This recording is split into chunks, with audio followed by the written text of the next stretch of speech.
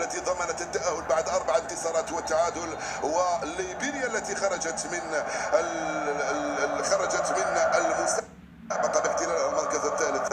اليوم المنتخب الجزائري ب7 تغييرات مقارنة بالتشكيلة التي لعبت آخر مباراة عندما تعادلنا في غينيا الاستوائية قبل 3 أيام من الآن. معناه أن المدرب عنده خيارات كثيرة وكثيرة جدا. اليوم بقندوز في حراسة المرمى، عطال في الرواق الأيمن، حجام في الرواق الأيسر، ثلاثي في الدفاع بن سبعيني وتوغاي وعيسى مندي، فارس شيبي وقندوسي في وسطي الميدان، بغداد بونجاح، أمين قويري ورياض محرز ثلاثي الخط الأمامي. في الجهة المقابلة منتخب ليبيريا بكوليبالي في حراسة المرمى، باباي على الجهة اليمنى، تكلان على الجهة اليسرى، بالدي مع ستوي في وسطي الدفاع، تيا سونغاري وكوما ثلاثي وسط الميدان، تو في الجهة اليمنى، سيساي في الجهة اليسرى، وويليام جيبسون رأس الحربة في الخط الأمامي. ضربة الانطلاق أعطيت من حكم المباراة طنجي.